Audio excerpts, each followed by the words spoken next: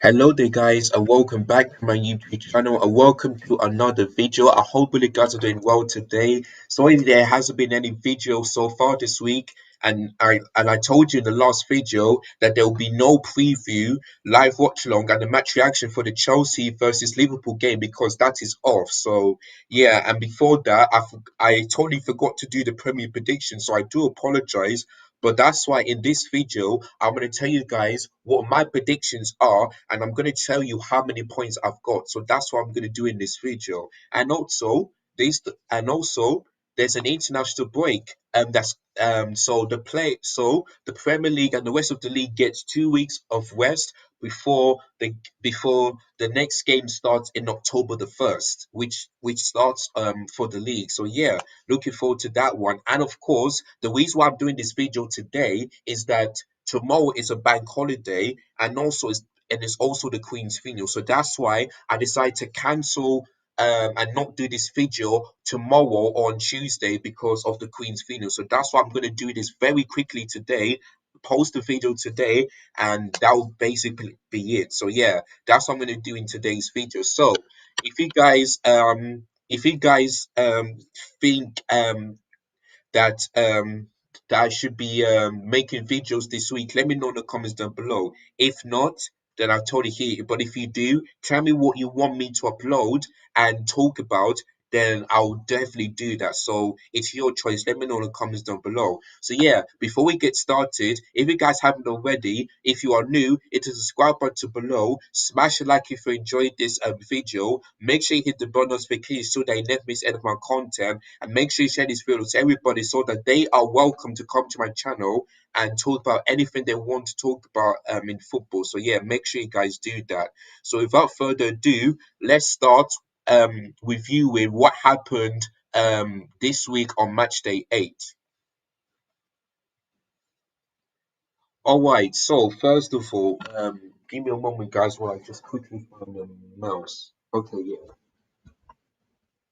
All right, so first of all, we had a game on Friday night, both of them. And first of all, I'm going to start off with Aston Villa up against Southampton. Now, the reason why it hasn't showed anything yet is because I mistakenly didn't save any of those predictions, so that's my mistake. But in that game, I went for 2-1 Villa. Yeah, 2-1 to Villa on that one. So obviously I would have got 1 point, but I got zero because I didn't predict that one. But I would have got 1 point. So yeah, 2-1 to Villa because I know I know they've lost because that game against Manchester City was really, really impressive. Like they should have beaten them. Where for Southampton, over the last two games, they haven't been that great. So that's why I knew I had to go for Villa win. So yeah, 1-0. I mean, Aston Villa were the better side. Southampton had chances, but Villa got the win. So yeah, and that eases off the pressure for Steven Gerrard, because if he didn't win that game, he would be in serious, serious trouble because they know that the fans want their club to finish above the mid-table, not below. So yeah, so that game against Southampton, really good result, and that eases the pressure of Steven Gerrard. So 1-0 to them. Now the next one also would have gone to 1 point, but because I didn't predict, I got zero. But my prediction for that one was 2-1 to Fulham, because the way they played right now is absolutely brilliant. And Nottingham Forest, well, they just keep on losing and losing and losing, aren't they? Like, I would have thought they'll do well this season. I would have thought that maybe they'll finish like maybe ninth, 10th or something like that, but they're in the bottom three. And I've never seen that happening. I mean, this is Nottingham Forest's first time in the Premier League since 1999, which is 1 year before I was born, and now in the bottom three. Like, I really am surprised about how Nottingham Forest are doing. Listen, there's 30 games to go. It's actually 31, sorry. But I'm really surprised that Nottingham Forest aren't doing well. Like, and thus, just like the Bournemouth game in the City ground, exactly the same thing against Fulham. They were 1-0 up, but they allowed Fulham to score 3 goals. 3 goals, in the second half. Like, and I think that's 3 goals in like 9 minutes for them. Like, honestly, I don't know what's going on with Nottingham Forest. Like, if you know you're 1-0, 2-0 up, try and at least defend and maybe score one more goal to make sure that the opposition doesn't get the win. But instead, they seem to boil it every single time. Like, I don't want to score no if not to the Forest. I already thought they'll be the team that everyone is afraid of, but now they look like the team, yeah, that everybody's not afraid of, and many other teams will go, oh, you know what, yeah, this could be a good game, and let's go and destroy them. And yeah, but for Fulham, I told they're doing well. I think Mitrovic scored in that game. I can't remember, but yeah, Fulham they're staying up for me. Like Marco Silva, I mean not Marco, is it Marco Silva or something like that? Is doing really well for Fulham because normally when you see them in the Premier League, you always see them in the bottom three. But Marco Silva is doing really well and making sure that Fulham stays in the Premier League next season, which 100% definitely that will happen. So currently they're above us, but they have one game in hand, and that's against Chelsea, which got postponed last week. So, yeah. So well done to Fulham. Another 3 points for them. Not to voice bottom again. Still in the bottom three. They need to fix up, otherwise they're back in the championship, and they never want to see that happening. They never want to see that happening. So bad luck to them. All right, moving on into the next game, which is Wolves against Manchester City. Now I went for a 3-1 Wolves win, but it's actually ended 3-0, so at least I got a point. But yeah, I mean, when I saw that Nacho for Wolves got sent off, I just thought to myself, "Oh God, I'm gonna get 1 point," because I'd have thought that if Wolves were down, didn't go down to 10 men, maybe they would score, and maybe I would have got the 3 points. But I just knew that this would happen. So yeah, unfortunately, I got 1 point. But I did say that Erling Haaland will score every single game. He will break that record. So far in in so far this season, he scored 11. 14 already this season. Like nobody's achieved that other than him. And he has also broke another record in his career. The first Premier League player ever to score four consecutive away games, away at the Etihad. Like this guy is a machine. He's not human. Like this guy is sensational.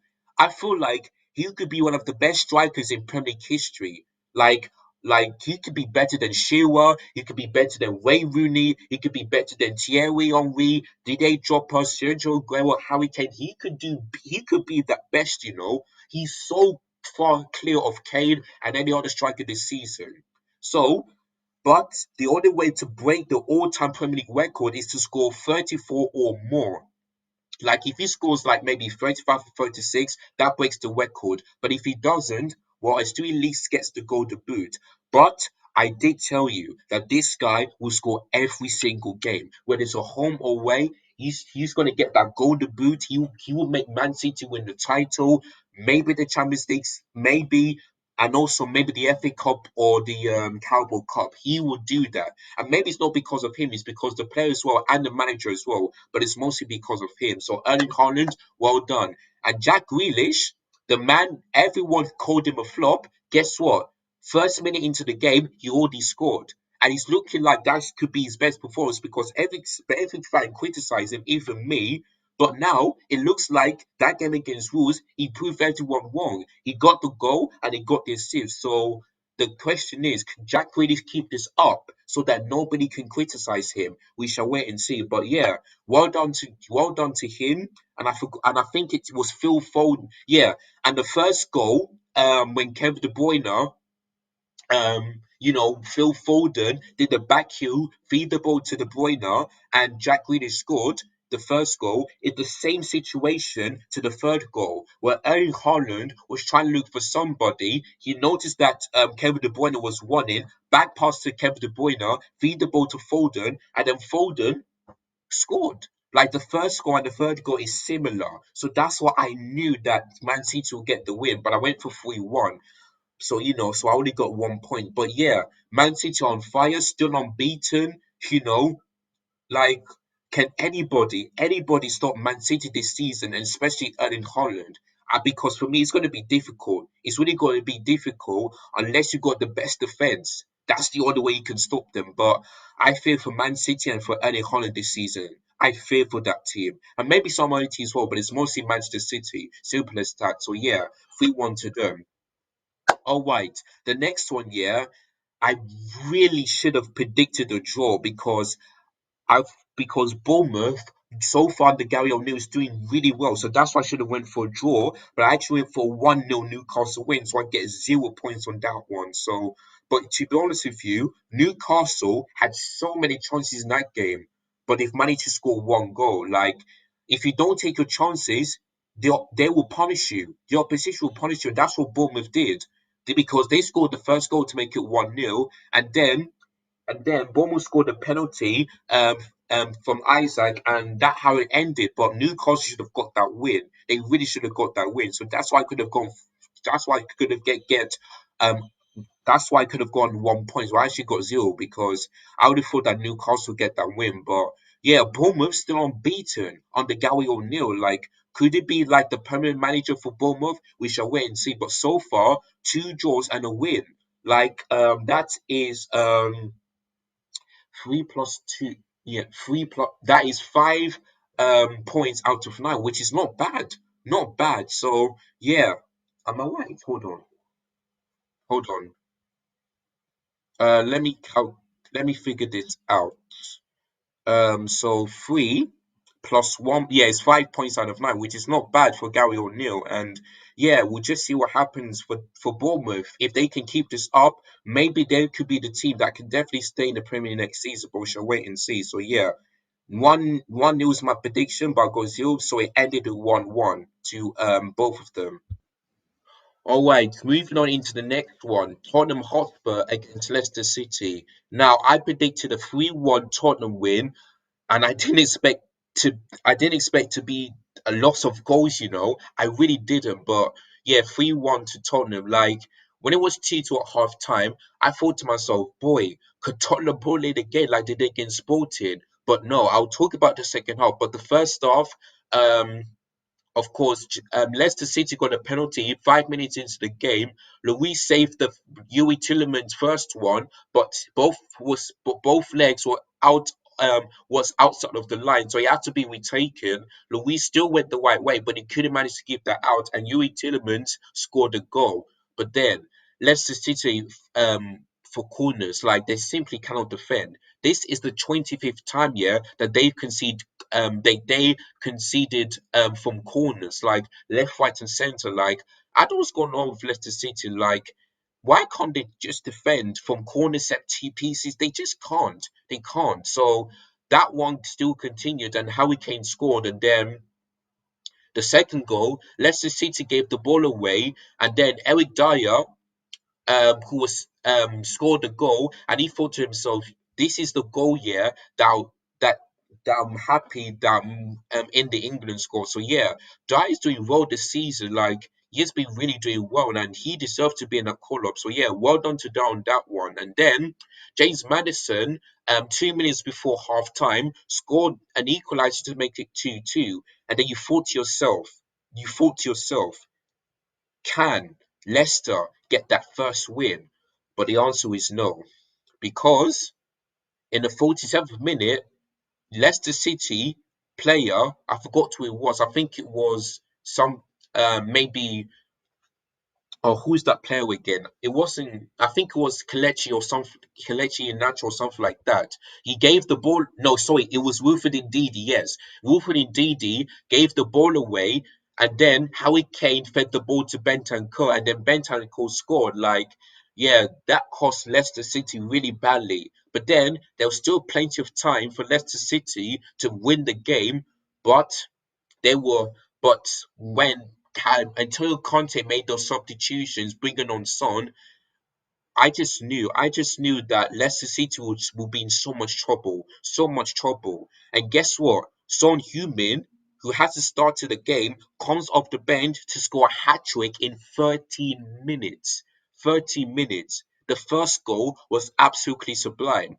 You know, he like Ben David was saying to himself, I hope you better shoot, because if you don't shoot, you could have passed it to me. So he decided to shoot, and then Danny Ward couldn't tried to save it, but he couldn't manage to keep that one out. So Son Heung-min's first goal was brilliant. If you look at the second goal, it's sort of the same situation when he scored that similar goal against Arsenal during that lockdown in December 2020 when Tottenham beat Arsenal 2-0. It was the same situation but on different sides. So yeah, on his left foot, curl it into the top left hand corner. Danny Ward could not be saving that. No goalkeeper will save that, and that makes it 4-2. No, sorry, 5-2. And yeah, if and going back to Son's first goal, you can see that emotion to him because he really wanted to start, but I know he'll be disappointed that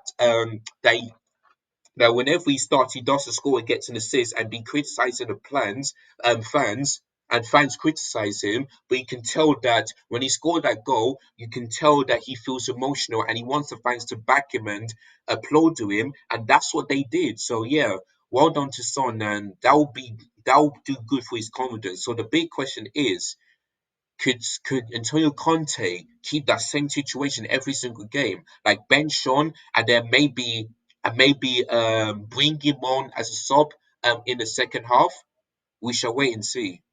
We shall wait and see. But yeah, that's and then the third goal, Danny Ward, Son, um, kicked the ball. It went straight between Danny Ward's legs. He tried to save it, but unfortunately, he couldn't manage to keep that one out. And I thought Danny Ward was having a really terrible game against Tottenham. So yeah, I think if Kasper Schmeichel was still here, they would have never conceded many goals than that. Never would if they can do that. But because they've left go of Kasper Schmeichel, they got punished every single time and they still haven't won a game. So yeah, you can tell that Leicester's still in trouble. So yeah, and for Brendan Rodgers, if he doesn't go, then Leicester City will get relegated. And neither of us, nor did I, ever predict that happen. So yeah, so it is what it is. So yeah, Leicester City are in trouble, but for Tottenham, still unbeaten, the same points as City. Let's Can Tottenham challenge for the title? We shall wait and see. But well done to them. All right, this one will get updated very soon. But I know how many points I got. So let's start off earlier with Brentford against Arsenal, the London derby. Of course, Arsenal were looking for revenge because you remember at the beginning of the season, Brentford beat them 2-0 on the opening day. So yeah, so I thought to myself, you know what? It's going to be difficult, but I think Arsenal will get revenge, and that's why I went for 2-0. But the result was actually 3-0. So I'm going to get 1 point on that one. 1 point. So yeah, Arsenal top of the table because they've got 18 points and they're 1 point behind Man City and Tottenham. So they're still top of the table. And I did say to you guys, especially my friends who are Arsenal fans, that you guys will do well this season. I maybe this could be your first time that you finish in the top four since 2015 to 16. Like you guys will do well. You will finish above Chelsea. And I guess what? It hasn't changed because Arsenal are doing really well. Like, if you look at overall this season, there's not even one game here that Arsenal have been playing bad. Not even one.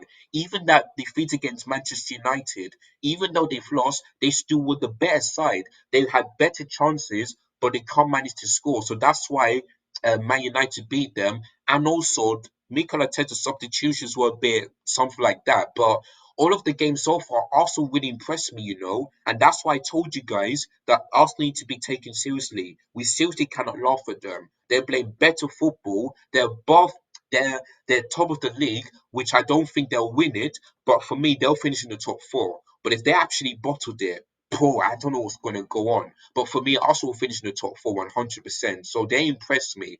So if you look at the goals, the first goal, winning Saliba, 2 goals so far this season. Like this boy has been really good. Like could he be better than Virgil van Dijk this season? Like it could be possible, but I'm telling you, this guy's been phenomenal as a defense. He's been really good. And I think that's maybe the first time or the second time that Brentford have conceded corners this season. I'm really not sure, but yeah, winning Saliba scored that goal, and then Granit Xhaka, who was the man of the match, got the assist for Gabriel Jesus. Lovely ball into him. Gabriel Jesus headed it. scored to make it 2-0. And yeah, he celebrates in front of the Brentford fans, he's and that's what his normal celebration is like. Call me, call me. So yeah, and that dance as well was absolutely brilliant. So well done to Gabriel Jesus. And then Fabio Vieira on his debut scored an absolute screamer in the 42nd minute. Like, what a way to score your first goal for Arsenal, especially in your debut. Like, he could have a great impact for Arsenal, and that's why I told you guys that Man City had signed one of the best signings so far this summer, and Arsenal second. Simple as that. So for me, both Gabriel Jesus and Holland could be the best summer signing ever. But I think it's more on Erling Holland rather than Gabriel Jesus. But yeah, and that's why I was so disappointed for Chelsea that last season we could have signed Erling Holland, but we decided to let him go to Dortmund still. And for Gabriel Jesus, we could have hijacked Arsenal and we could have signed him because maybe he could have done the same thing for Chelsea than he does for Arsenal at this moment. So yeah, I mean, if that's why I have to, that's why I'm disappointed. Like,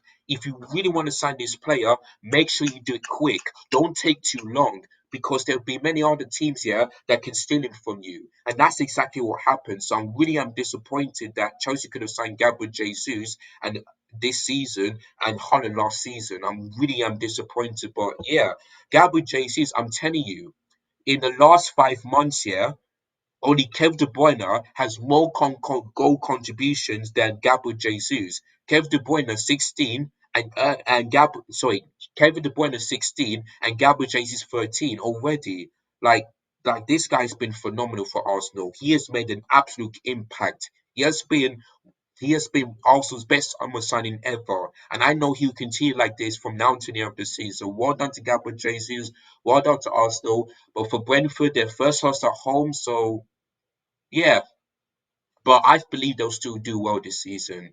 I believe they'll still do well. So yeah, but really disappointed for Brentford in that sort of sense. But yeah, so 2-0 to Arsenal was my predictions. So I'm gonna get 1 point because I predicted 3-0. Then the last one, Everton against West Ham United. Now, of course, I went for a draw because I would have thought that where both teams are just like in a sticky situation at the moment, but it's more on Everton than West Ham United because Everton are looking for their first win. Well, for West Ham, they've already started making wins, so that's why I would have gone for a draw.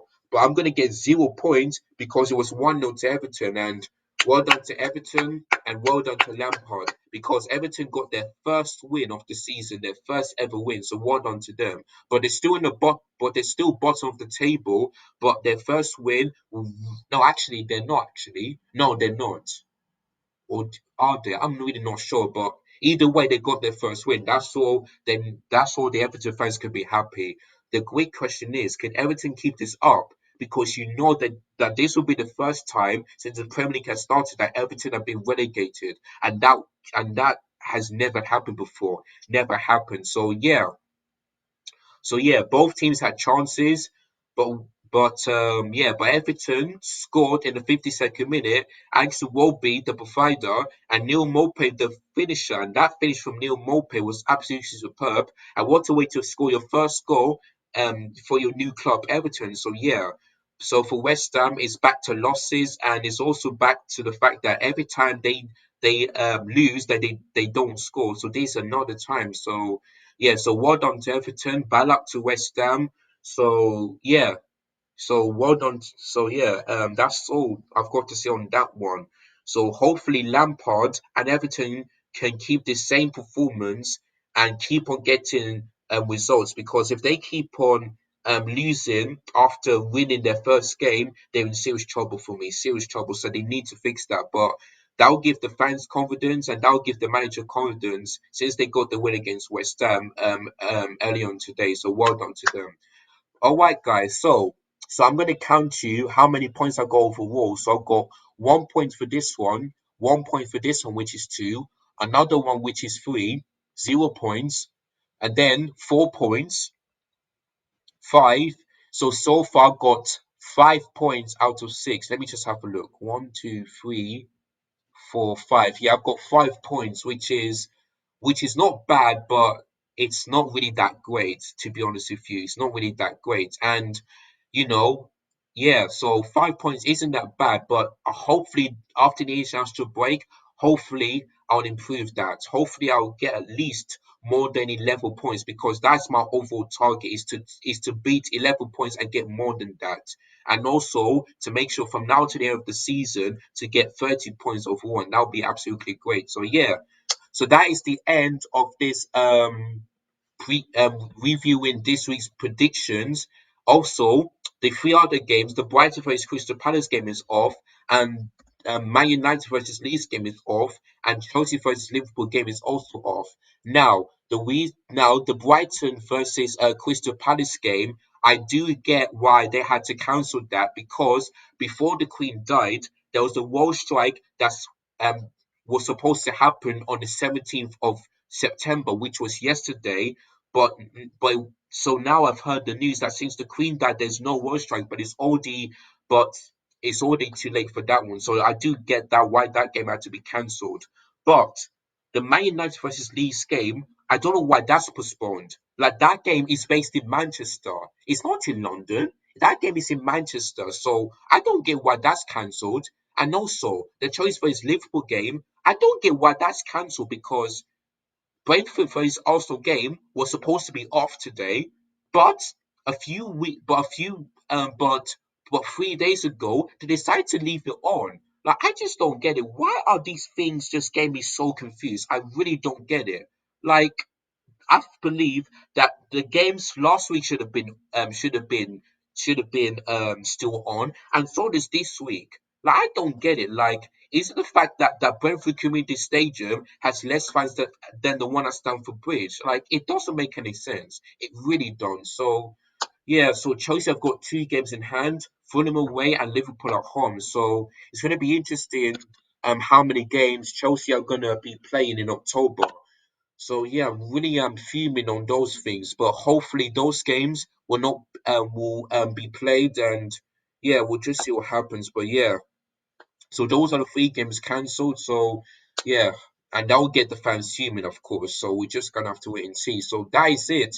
That is the end of this video, and also it's the international break. So the Premier League and the rest of the league will get 2 weeks off before the league starts gets back on the 1st of October, and also that will be the last international break before the World Cup, which is going to be happening in 2 months' time. Since it starts on the 20th of September, and today's the 20th of November, sorry, and today's the 18th of September. So it's only like 2 months away before the World Cup happens. So this will be the last international break before the World Cup happens. So I'm looking forward to that one. So that is it, guys. I hope you guys enjoyed this video, and if you have, make sure you hit the subscribe button below. If you're new, smash the like if you enjoyed this. Make sure you hit the bell notification so they never miss any of my YouTube content. And make sure you share this video to everybody so that they can review their predictions and see how many points they've got. If you got higher than me, well done. But if you got lower than me, still try your best and you'll be able to have better predictions, a better scoreline than me. So don't need to worry about that one. Just try your best and you'll do well. As fans usually say, never give up. Just never give up and you'll do your best. So yeah, so that's it. I've got to end this video. And of course, RIP to the Queen. The funeral starts tomorrow. It's also bank holiday tomorrow. So I know you guys will be watching it. I'll be watching it. In fact, everyone in the world will be watching that funeral on tomorrow, and it's going to be based at Westminster Abbey, which is in the city of Westminster. So that's going to happen. So yeah, so RIP to the Queen.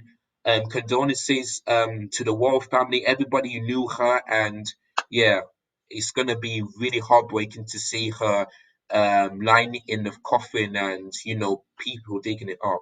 So yeah. So thank you guys so much for watching. Your yourselves, take care, and as always, up the blues.